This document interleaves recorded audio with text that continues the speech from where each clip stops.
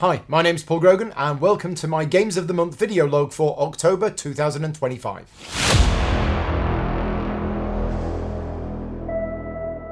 I'm recording this video on Thursday the 30th of October and I hope to get it edited and up there this weekend. If my voice sounds a little bit hoarse, this is because I got back from Essen earlier this week and it was a crazy busy time like most people there, very little sleep, lots and lots of talking and lots of people getting ill. Thankfully for me, I was really ill in the couple of weeks before Essen, but I haven't come back with any concrete like some other people have. So yes, if you think my voice is a little bit deeper, a little bit croakier than normal, that's because of it. I'm going to be talking about all of the games that I've played since the last video log, which was recorded at the very start of this month. So this is going to cover a period from the 1st of October right up to the present day. And I want to start by talking about a game called Ayar. Now, I did a sponsored playthrough video for this, for Osprey Games. I actually played it 4 times in October. We're still in October, aren't we? Yeah, we're still in October. I played it twice on the 2nd of October, learning it and then taking it to the local club and getting a practice game of it. And then on the 6th of October, we did another practice game and then we did the public live stream. So if you want to see how Ayar is played, this is the 3rd game in the series from Osprey Games. First one was Merv, second one was Sancore, and the 3rd one is Ayar. Now I say the 3rd one in the series, I don't know if it's actually a trilogy or if there's going to be any more in the series. And I say it's a series, there is a common theme with these games, is that they're all historical ancient societies, but they're very, very different. They are not like, oh, if I haven't played the first 2, I can't play the 3rd one. No, they are completely separate, standalone games, but they are tied together in a same, as I say, in a series. This is my favourite one in the series, although I've not played Sancore. I've heard enough about Sancore that it is apparently an extremely good game, but it's also quite heavy. One of the things that I was impressed by Ayar, if that's how you pronounce it, I don't really know, is it was not as heavy as I was expecting. This is one of many games that I've played in the last month or two where I went into it expecting it to be like a heavy Euro and it came out to be a medium to heavy Euro. And that for me is music to my ears because my tolerance for heavy and super heavy games has gone down over the last few years. So Ayar was something that we very much enjoyed. It plays pretty quickly. I think you can probably play a game in about 2 hours time. And if you want to see a full tutorial and playthrough video, that is on my channel from the 6th. Now, it was a sponsored video. Please bear that in mind when I'm talking about the game. And this is Paul in the editing room. Just a slight correction that video was on the 8th of October, not the 6th of October. There's just something about this game that just worked really well. And I very much enjoyed my initial play of it, where I was just learning the game. And then I've really enjoyed every game after that. So 4 games in, I'll happily play it again. One thing that's interesting about this game, the action selection mechanism is always quite cool. You basically start off with these 4 people on these tracks. And over the course of the game, there's only 4 rounds in the game. At the end of each round, one of those will be removed from the game. So at the start of the game, the players are kind of splitting up which ones move. But then after round 1, one of them disappears. So that one won't advance on that track anymore. And even on the last round of the game, there is just one of them left moving up the track. Now, what's really interesting about this game is the player interaction, because certain people, depending on the variability in the tiles that get laid out, will have more interest in one disappearing from the board or another interest in another one advancing further. So you do get a really interesting dynamic, I think, between the players of that kind of thing. There's lots of other stuff going on as well, but take a look at it if you're interested in that medium to heavy Euro game from Osprey Games, and yeah, that's on the channel now. The next game I want to talk about is Dewan. This is a new game which is going to be on general release, I believe, in January of next year. It was available in limited quantities at Essen Spiel, and it is a new family weight game published by Space Cowboys and Asmodee.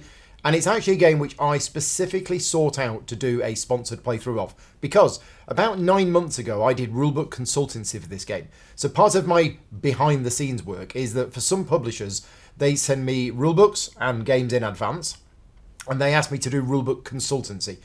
So not specifically writing the rulebook or editing the rulebook, but more testing the rulebook to see if we're able to play the game from that rulebook and then give them all sorts of bits of advice on what they need to do with it, including a little bit of editing work, but yeah, that kind of thing.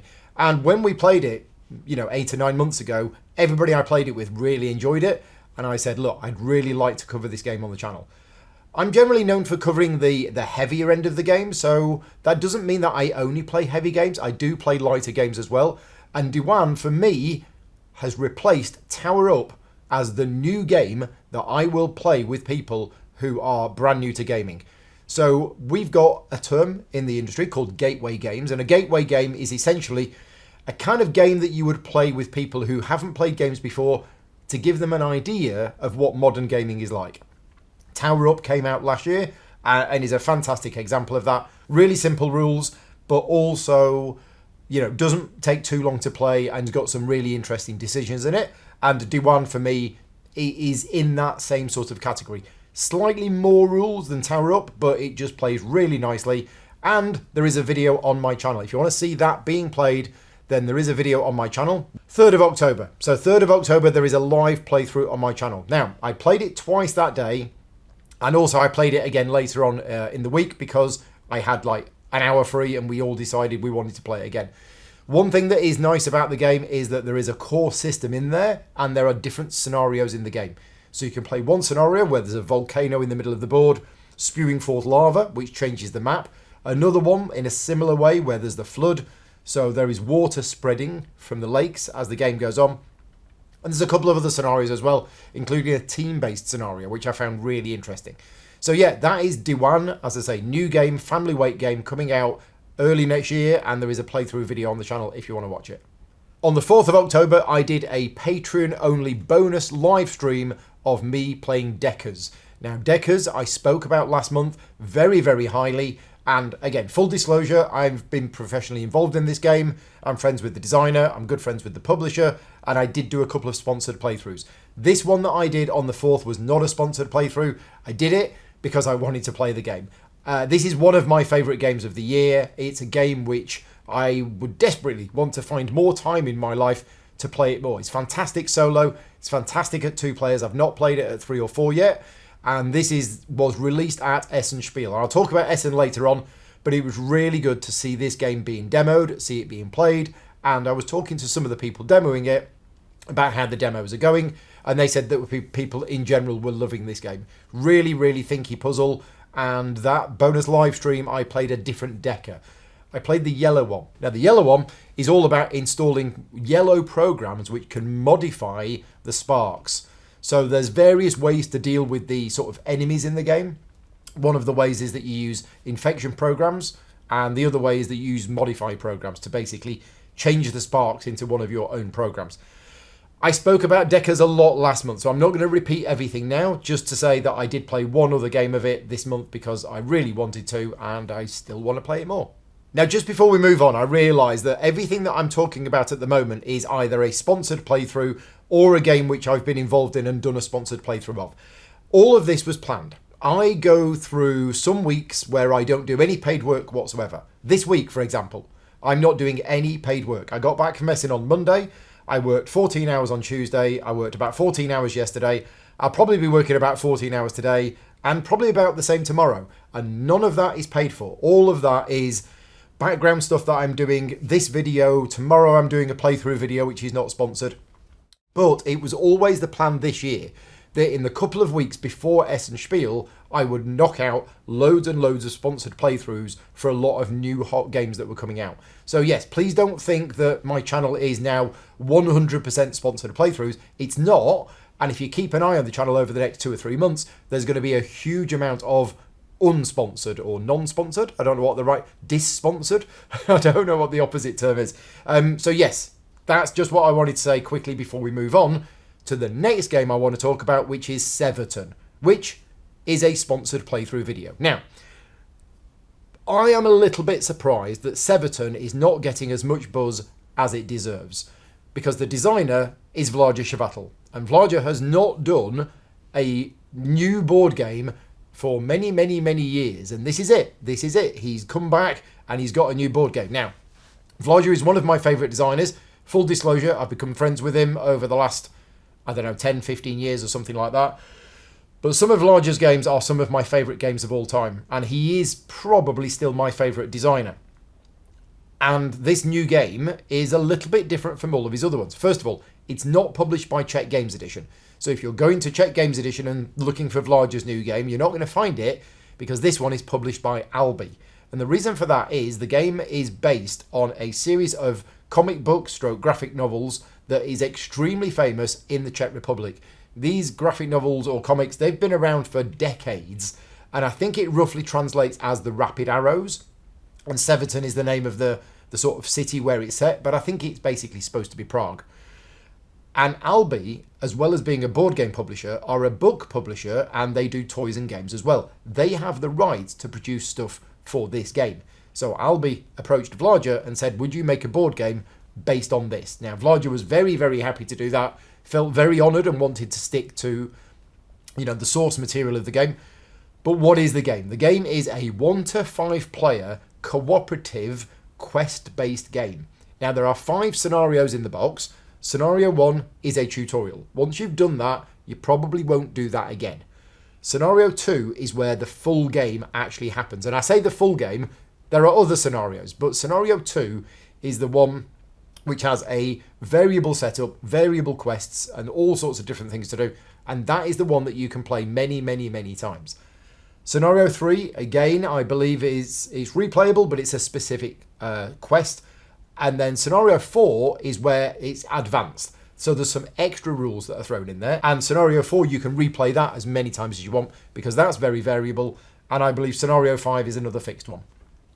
But this is on the channel. If you want to see how this plays, the video is on the channel from the 6th of October. 6th of October, there is a live tutorial and playthrough from me on the channel if you want to go and watch it. Vláďa's new game, it's a kind of family plus game. It's a little bit, it'll be perfectly fine for some families, but it's not what I would call a gateway game. So that's why I'm calling it a family plus game. For us gamers, it's going to be relatively easy, but it's really clever and interesting in the way that it works. Essentially, you're traveling around the streets of Prague trying to accomplish these missions, which involve being in certain places at certain times, carrying certain items, and various other things. Now, there are these enemies called the Vonts. Now, they are patrolling the city looking for you, and if they come across you, you've got to either hide from them, talk to them to try and say, no, he went that way, wasn't me. You can distract them, or in some cases you can actually fight them. But fighting is not the main objective of the game. And even if you do fight them, it removes them from the board temporarily. They're only just going to come back again. But what's nice about this game is that every time you play it, it will be different because of the variable setup and the different missions that you can do and how it all goes together. So yeah, 1 to 5 player cooperative family plus game called Severton, designed by Vláďa and published by Albi. Right, what's next? The same day that we played Severton, I believe, or no, was it the next day? Let's just look at my list. It's the next day, that's it. The next day is the 7th of October, and I did 2 new Essen games. The first one, 1 new Essen game and 1 new game that's coming to crowdfunding soon.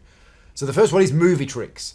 Now, I think I spoke a little bit about this last month, but this month I've done 2 or 3 more games of Movie Tricks, and there is a live stream of this on my channel now if you want to see it. This was a sponsored tutorial and playthrough from Chili Fox Games on the 7th of October.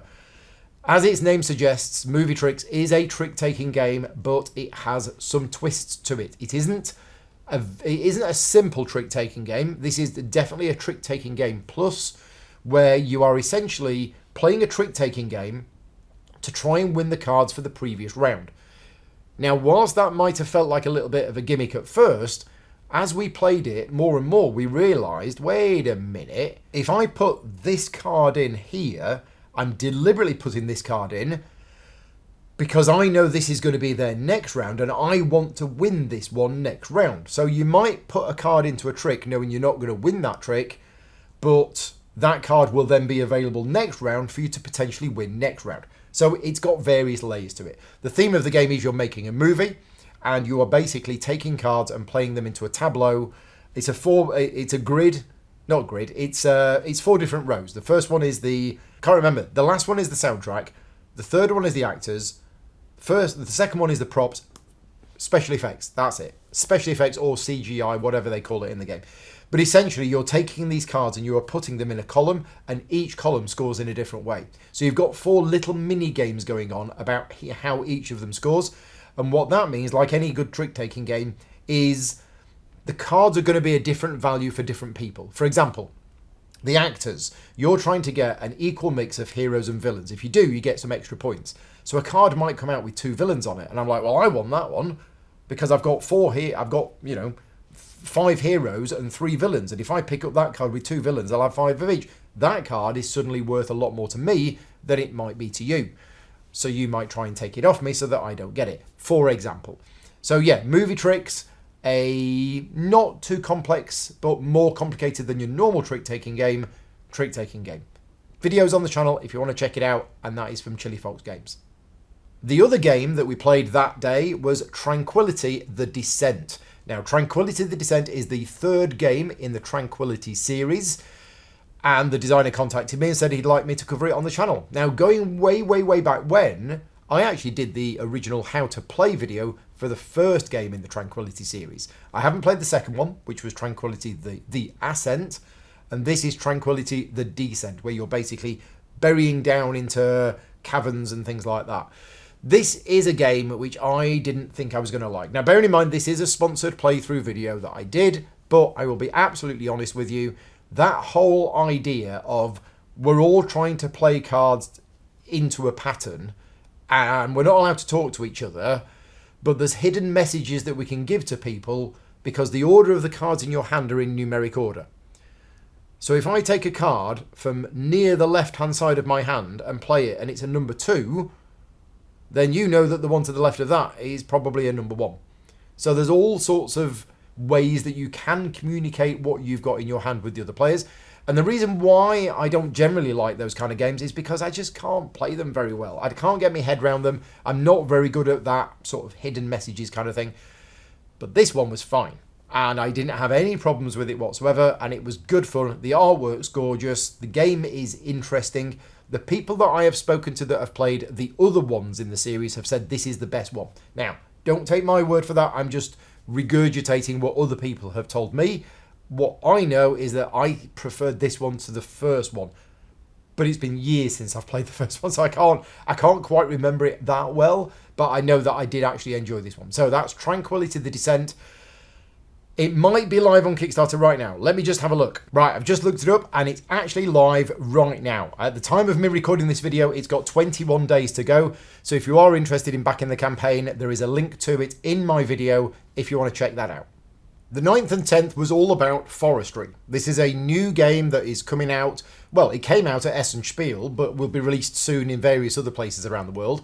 From Pink Troubadour, I believe Capstone Games have got the US publishing rights to it. But this is another game which was a sponsored playthrough, but we all really enjoyed it. I've played Forestry, I think, 3 times in the last month. Practice game, learning it, then another practice game, and then the actual live stream. So the live stream is on my channel from the 10th of October, if you want to go and check it out. This is a medium weight Euro game, maybe potentially medium to heavy. Maybe medium plus. Yeah, it's around that area. But this is a game, as I say, me and my friends, we've enjoyed this game a lot. So much so that the Friday before Essen, while we were up here doing another playthrough, the 4 people that were downstairs, they chose to play Forestry. So there's something about this game.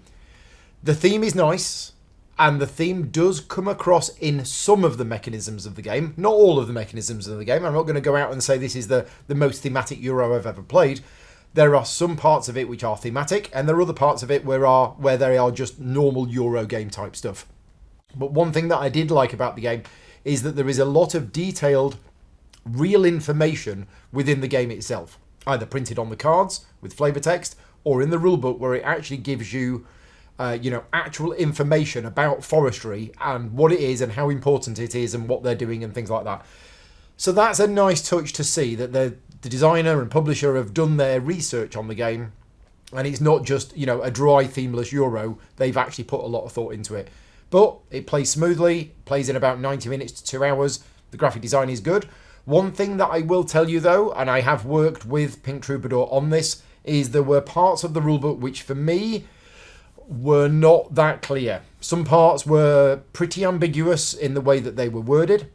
A couple of parts specifically, I had to guess at what it meant. But what I've done is I've been working with them on some FAQ for the game. I wanted to support the game because it was a really good game, and I didn't want people to have to get caught out in the same position as I was in. So if you do get the game, go and check out on BGG. There is a thread posted by Pink Troubadour or by the designer, one of the two, and it's got the FAQ in there, which I wrote with the help of the designer. So yes, that's Forestry. Really good game. Definitely check that out. One of the hits from Essen, I think.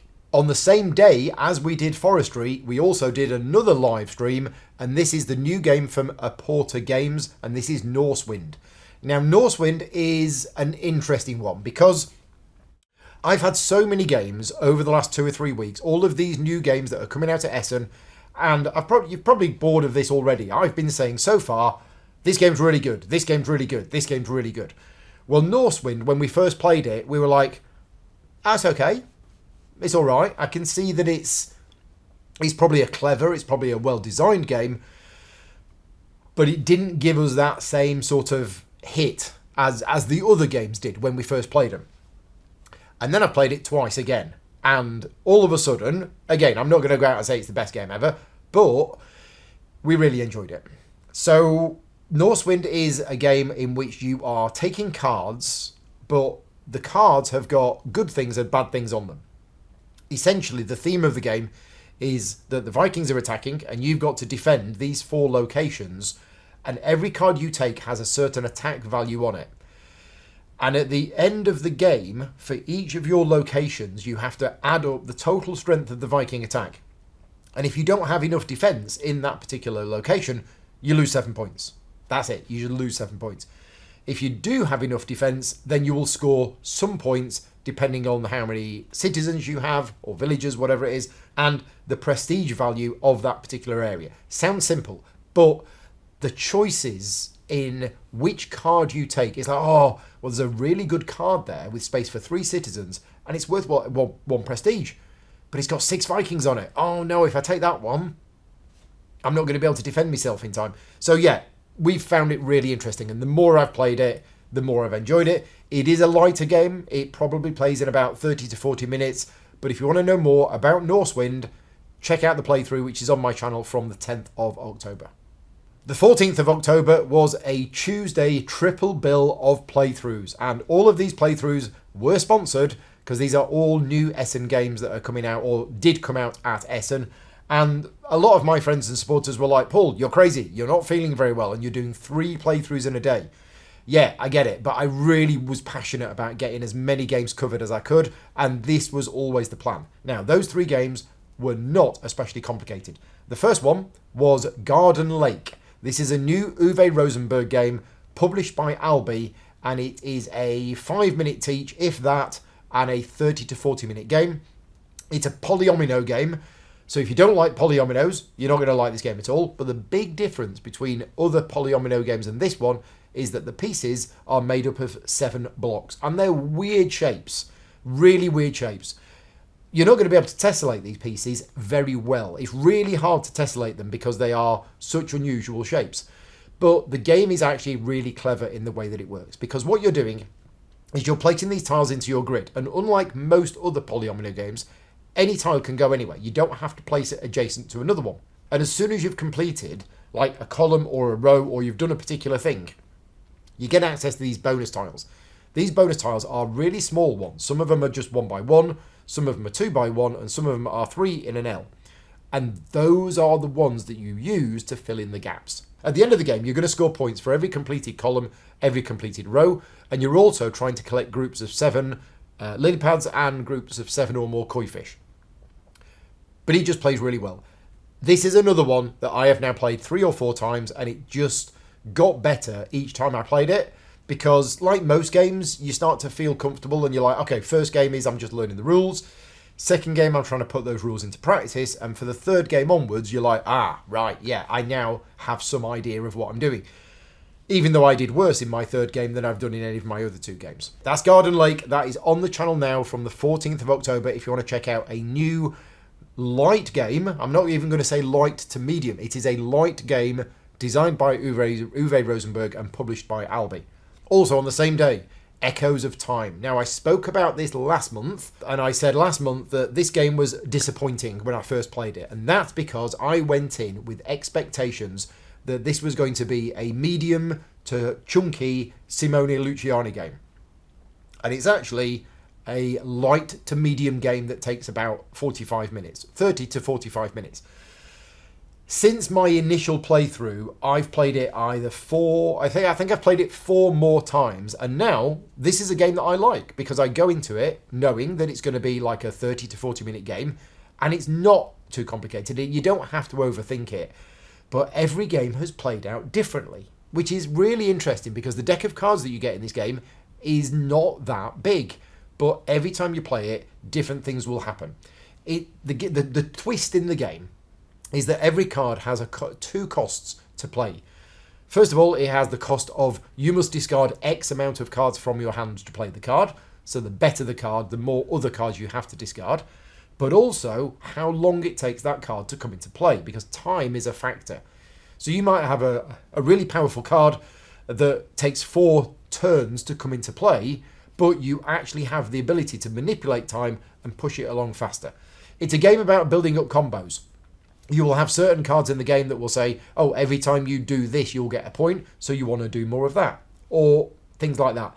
End of game scoring cards that you say, oh, you're going to get 2 points for every card of this faction, so you want to start collecting cards of that faction. And because the game uses quite a lot of card draw and using cards to pay for other cards, you're not going to be that much at the luck of the draw. Now, you are a bit, because it's a card game, but not like those games where you're only drawing 1 card a turn. Anyway, Echoes of Time was released at Essen Spiel from Cranio Creations, and that video is on my channel now if you want to check it out, from the 14th of October. The final game that we played that day was heavier than both Garden Lake and Echoes of Time, but it's still not really heavy. This is Railway Boom. Now, I spoke about Railway Boom last month, and I actually said last month it was the best game that I played in the month. It wasn't. It was the second best game that I played in the month, because when I did my bonus ranking video for my Patreon supporters, it actually came out second, even though I thought it was going to come out first. It's still an extremely good game, and there is now a playthrough of it on my channel from the 14th of October if you want to check that out. Railway Boom was originally published in 2022, but Simone Luciani and Cranio came on board as developers, and the new version, called Railway Boom, not even second edition, still called Railway Boom, but effectively it is a second edition of the game. And this is another one that everybody I've played it with has really enjoyed it.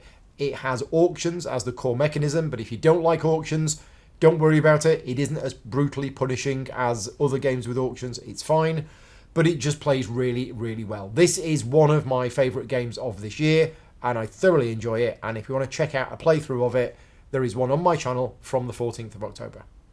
On the Friday before Essen, we did a live tutorial and playthrough of another new game that was being released at Essen Spiel, and this is Miskatonic Tales from Chaosium. Now, Chaosium have recently, I say recently, maybe 2 years ago, opened a board games division, and I'm friends and I've worked professionally with the guy who's in charge of that, and they had a massive Kickstarter which was the Horror on the Orient Express. But this year, they were releasing another game in their Cthulhu line, which is Miskatonic Tales. So, completely different game, not crowdfunding. This one was going straight to retail. It was available at Essen Spiel. There were limited copies available. It's also going to be available at PAX Unplugged. Again, limited copies available. And then it's going to be wider release later on. This is a lot more of a narrative-heavy game than most of the Euro games we cover on the channel, but there is still a game in there. There's a lot of reading, there's a lot of story, but the story is very good, and the core mechanisms of the game I found quite interesting.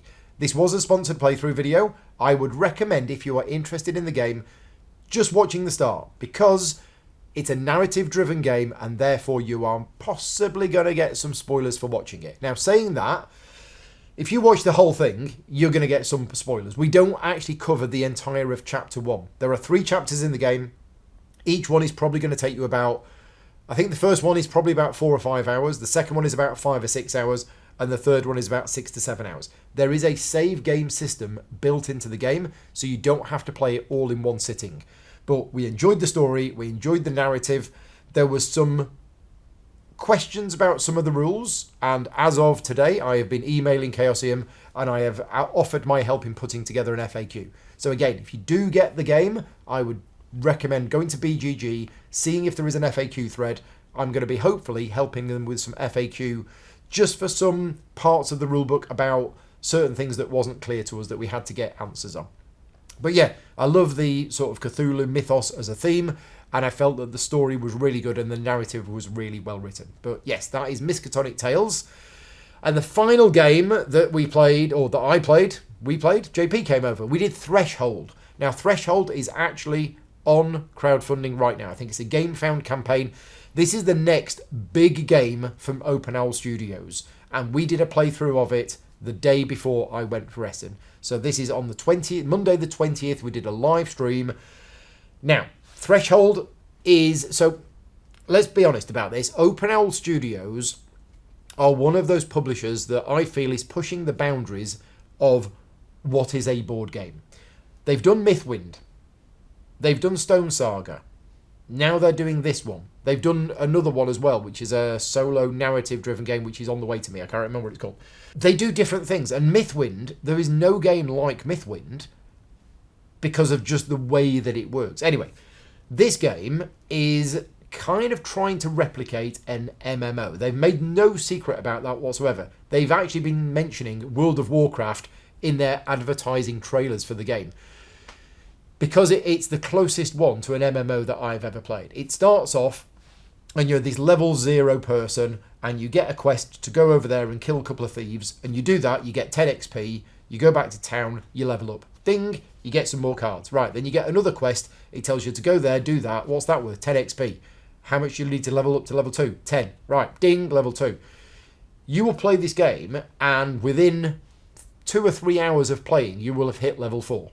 The game goes up to level 40, but it does manage to recreate the MMO experience more than any other game that I've seen. If that's not your thing, you might not be interested in it, but it does it quite well. It does it in a very smooth, streamlined way from what I've seen. And if you want to see my video on it, why would you want to watch my video as opposed to some other people's videos? Well, we don't start at the start. So most of the other videos that I've seen, which are all very good, they start right at the start when you're level 0, taking you through the first couple of quests. We went in at level 10. So we were already a quarter of the way through the campaign, effectively, and we're having a level 10 fight. And we did that because that's what Brendan, the designer, wanted us to do. And I wanted to do something a bit different from what all of the other content creators have done. And Brendan said, yeah, go for it, level 10, you'll be fine. It's like, oh. Now, bearing in mind, that is an early access copy of the game. What you see is not the final version of the game. Open Owl Studios use crowdfunding to raise the funds for the game, and then they go away and they do 15 months of development on the game to make it as good as they can be. Now, I've seen the Game Found campaign, and it's not cheap. This is a big game which is going to have a huge amount of content. I don't quite know exactly how much content, but they did do an update either this morning or yesterday to basically say they've made a certain goal and they're now going to throw more content into the game for free.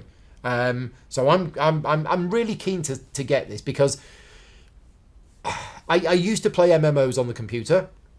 I lost half my life to playing MMOs at one point, and it was a bit too much. But playing it in board game form with other people sat around the table, it was quite cool. And it was quite cool to have this sort of streamlined movement system, streamlined combat system, and just the whole idea of it is to play quick. Now, the different thing with the game that I found from a lot of other fantasy cooperative campaign-based games is that in those games, you tend to move around as a group.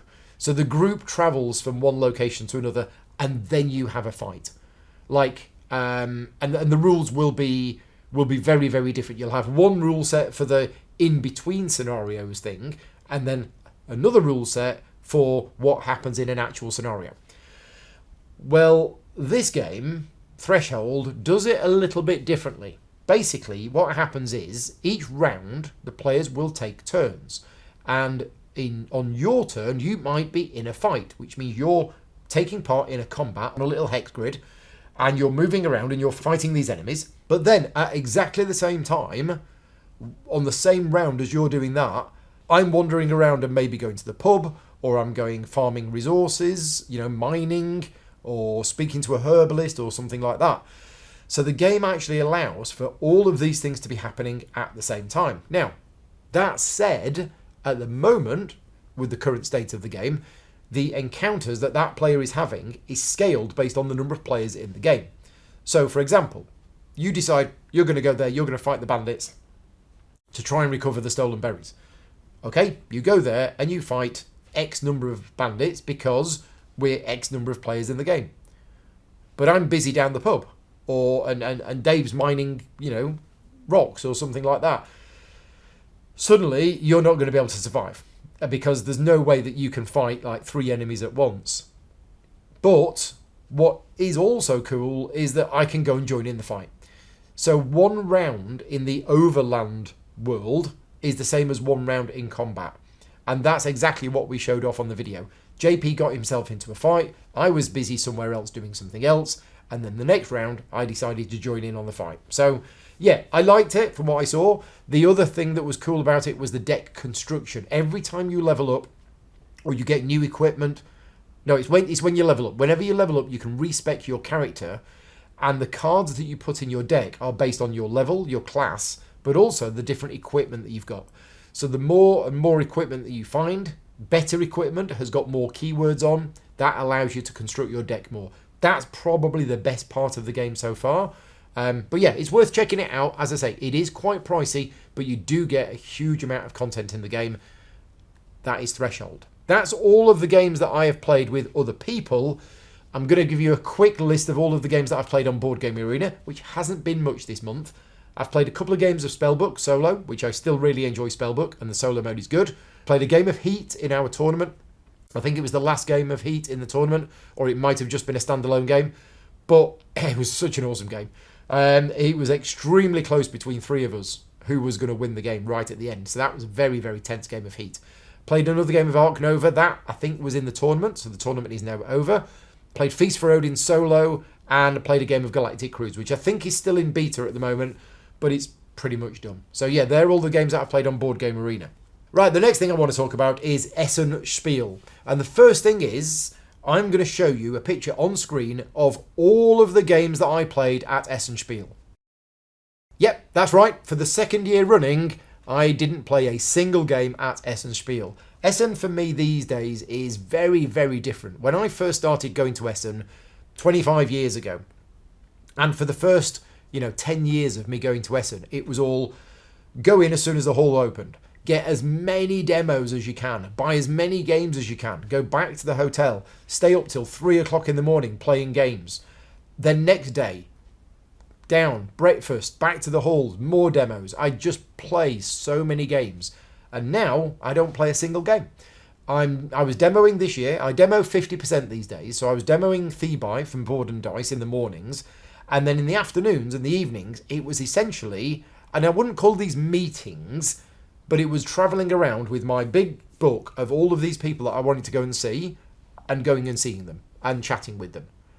And almost none of them, there were a couple of them that you could have classed as business meetings, but most of them were just catching up, chatting, how you doing, this, that and the other. And during that conversation, you'll have, tell me about the secret stuff for next year. But to be fair, I speak to a lot of these people on a regular basis anyway, so the only thing you can actually do at Essen itself is to, exchange gifts, shake their hand, give them a hug, and physically look at the secret stuff that they've got coming out either next year or the year after. So that's what Essen is for me. I have my normal meetups as well. I met up with loads of people who I see almost every year. I met up with loads of people who I've never seen before, either patron supporters who are new to me, or designers, new designers and new publishers that I haven't met before. So, there's been various things, like my contact at WizKids, for example, who I've been working with now for like 3 years, and I've spoken to a million times, never actually met. So that was really nice. And a lot of other people as well. Met the designer of Primal The Awakening, and again, we've chatted so much online, but we've never actually met in person. So that's very rewarding from a personal point of view. Meeting up with other content creators as well, having a chat with them. But every year there is always a list of people who I just didn't get a chance to go and see. And that's sad, but the place is so busy. You wouldn't, if I didn't demo in the mornings, then I would probably have time to go around and see everybody that I wanted to see. But by the time that I finished demoing, had a bite to eat, and done a few other things, there just isn't enough time to get everything done. But what else happened at Essen? Well, I mentioned that I was demoing for Board and Dice, so I wanted to say a thank you to Chuck Case for helping me with the scripted demo that we were using for Thebai at the Board and Dice booth. And I want to say a thank you to Board and Dice for having me, being very supportive, giving me lifts in from where we were staying each morning, which was all very useful. I want to say a thank you to Stevie for these throat sweets, because some of you will know that in the 2 weeks before Essen, I was actually really ill. I did a lot of live streams in those 2 weeks, but it was a struggle, and sensible people would have cancelled. But I'm not sensible, and I wanted to push through, but it took its toll. I was an absolute wreck for the week and a half before Essen, and in fact, the night before Essen, I almost didn't come. My health suddenly spiralled, and I was there at 2 o'clock in the morning after lying there for 4 hours with insomnia, going, I can't do this.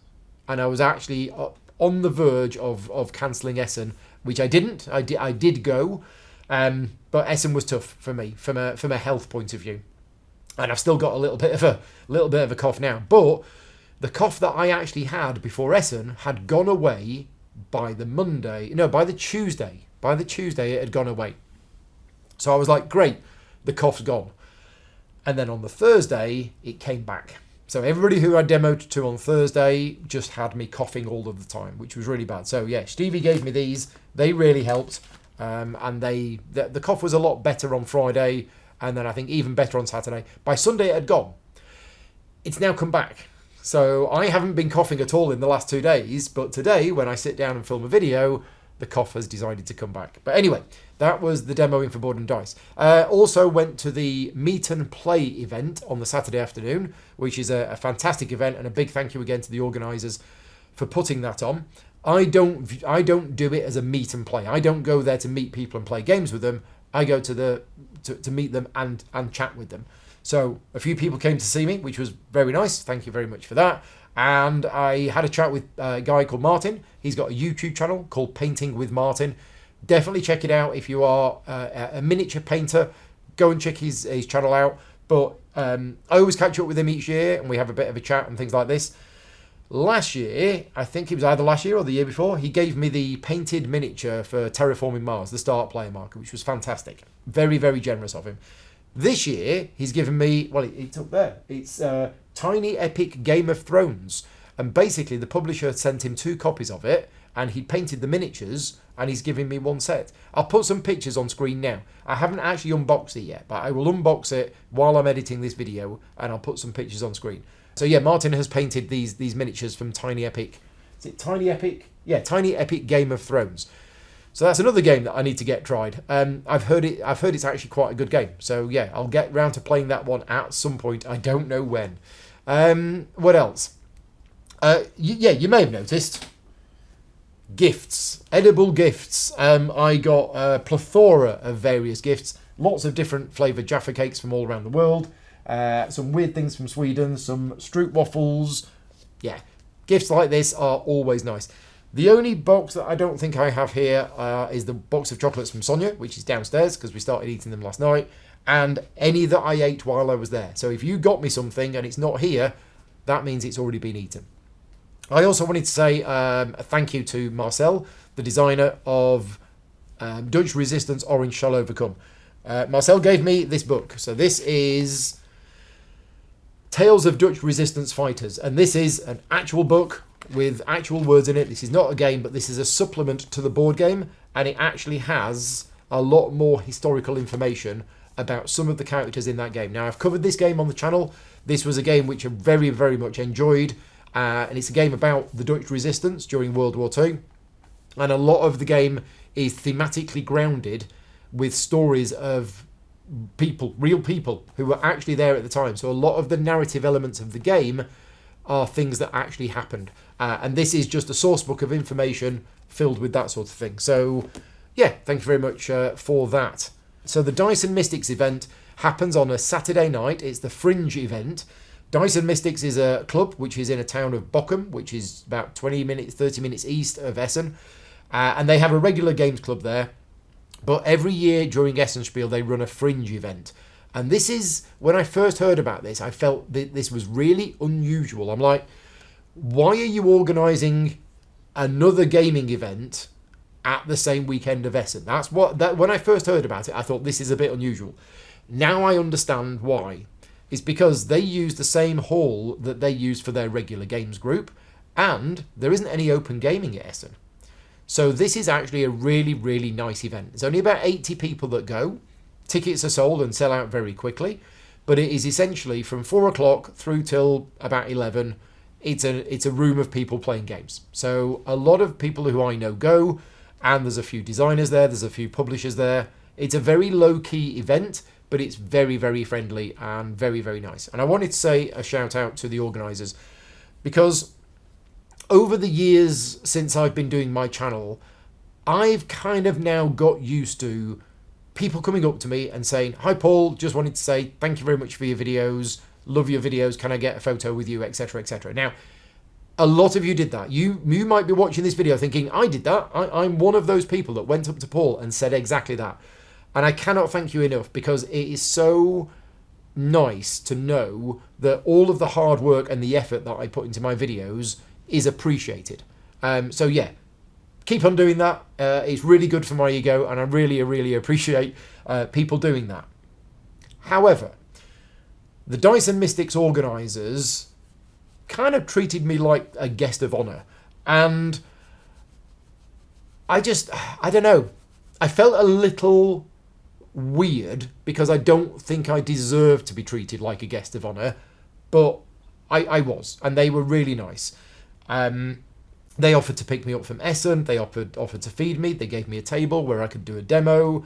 They brought a care pack for me, which I was going to show you a picture of, but unfortunately the box didn't last. The bag didn't last very long once I'd got it. But on the Thursday of Essen, just as we were about to get started, they brought me this care pack, which is all sorts of treats, sweets, like hand wipes and things like that. It is a care pack, and it's really, really good. So yeah, thank you very much for making me feel so welcome at your event. It was a pleasure to be there, and I hope to be able to make it there next year.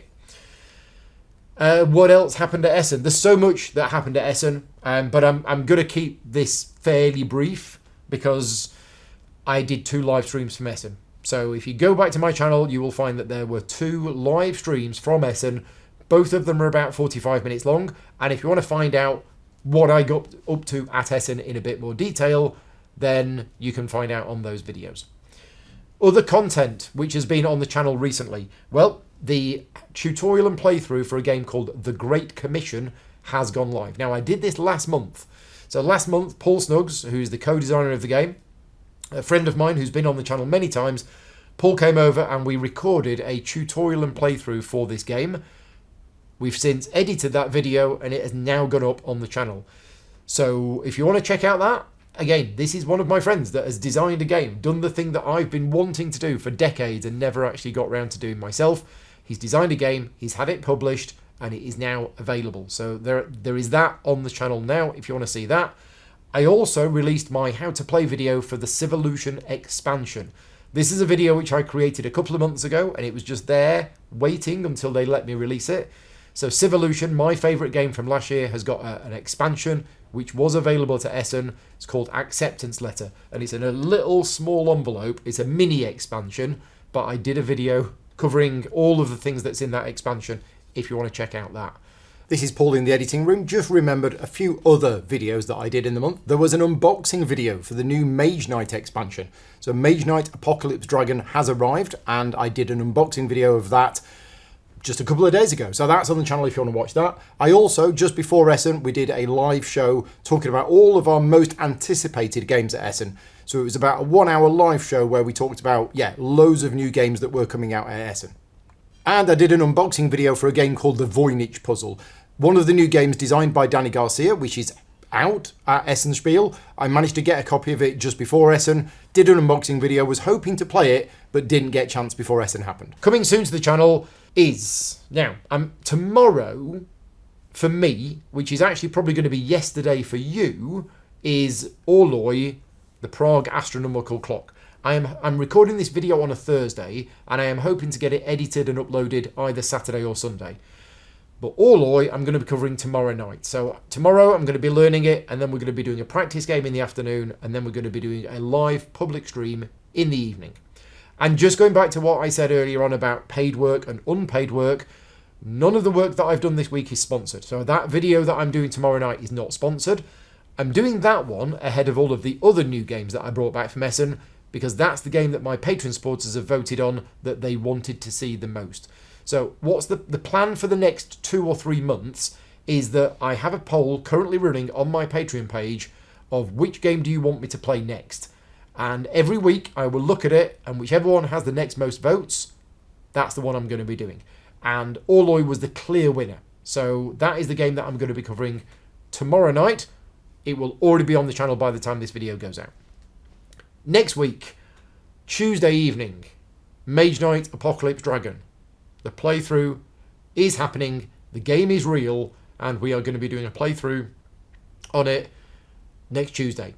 I will be creating the thumbnails this weekend, so if you're watching this video sometime over the weekend, then that video might be up there ready to go. But that's happening on Tuesday evening, UK time, Mage Knight Apocalypse Dragon. Thursday, I'm going to be playing the game Marvel Skirmish in New York, which is a new game from Lookout Games, which they've asked me to cover. So I'm going to be doing that on Thursday. The week after, I'm going to be doing Tenby, which is a new game from Mighty Boards. Then I'm going to be covering Primal the Awakening again, but I'm going to be covering the expansion, or a part of the expansion. So the new expansion content for Primal the Awakening introduces new hero and also biomes. So instead of just fighting on the same battle map, you're now fighting on different battle maps with different terrain types. So I'm going to be covering that later on this month. There are going to be more Essen games as well. I am going to be covering more and more Essen games over the next few weeks. And we're going to be getting back to Earthborn Rangers. Unfortunately, we were going to play Earthborn Rangers the week before Essen, wasn't able to. We were going to play it the week after Essen, which was basically a couple of days ago, and we weren't able to. But we are going to get back to Earthborn Rangers, and we've got 2 games planned for it later in November. And then I've got GridCon. So GridCon, the convention that me and Vicky organised together, that's what's taking a lot of my time at the moment. But that's happening in November. So there may be some live streams from the convention happening during that time. And if you're going to be at GridCon, excellent. Patreon update. Let's give you a quick Patreon update. As of this morning, we have more Patreon supporters now than I've ever had before. Right now, we have 1,253, which is an astonishing number. It's done really well in the last few weeks. So thank you very much to all of you for your support. Now, I say right now we've got 1,253. It's actually a little bit false. Well, it's accurate, but it's a little misleading because a number of people have cancelled their Patreon support in the last couple of weeks. That's just how it goes. But because Patreon support is done on a monthly basis, somebody who cancelled yesterday, for example, is still showing as an active member because they are an active member and they will be for another 29 days. So yeah, that's where we are right now, 1,253. But in 30 days from now, that number will drop by about 20-25 because that's all of the people that have left and it will just take a while for the system to reappear. But anyway, on screen now is a list of everybody who has started supporting me in the last month, and I cannot thank you enough for your support. I had a number of conversations with people at Essen Spiel, both people who I have known for a while and people that I've just met for the first time, because I've actually been going through a lot of thinking about this over the last month or so. With where the Patreon is right now, it's such a good position for me to be in because I can afford to effectively take this week off work, which I have done, and also the Essen week. So the week where I was in Essen, I did no paid work. I produced no videos on the channel apart from the 2 live streams, and I did 0 paid work whatsoever. And this week, I'm doing 0 paid work. And the fact is that 7 or 8 years ago, that would have really bothered me, because I would have thought, oh, wait a minute, I'm not earning any money at this 2 weeks. That's going to be a problem.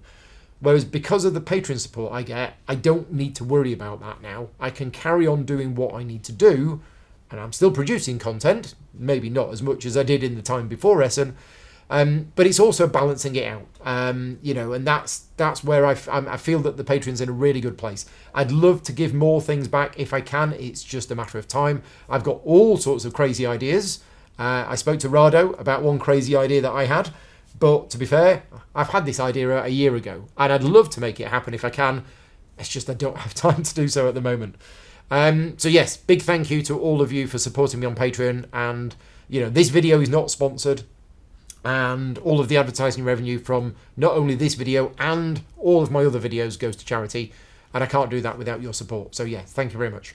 Speaking of charities, haven't got one for you. The charity money for this month, it will just have to roll over to next month. We will be donating it to charity. It's just with everything that's been going on in the last few weeks, we haven't sat down and decided which charity we're going to donate to. But I will put the call out to you as normal. If you have any ideas for good suggestions for charities that I can send it's between 500 and 600 pounds of advertising revenue that I make each month, and that will go to a charity. If you've got some ideas, please let me know. Either send me a message if you're one of my Patreon supporters through Slack, or on email, or just leave me a comment on this YouTube video, and we will add them to a list, and then gradually we will start donating to people and going through them. We're done for now, until I get this video edited, probably tomorrow morning or over the weekend, and then I realise there's loads of stuff that I forgot to talk about, but I can edit that in later. For now though, I will say thank you very much for watching, and if you are one of my Patreon supporters, you will be getting another email about the bonus ranking video. So for those of you that don't know, each month, as well as these video logs, I also do a bonus video log where I rank all of the games that I've played in the month and come out with which was my favourite one. And that bonus video log normally has a lot more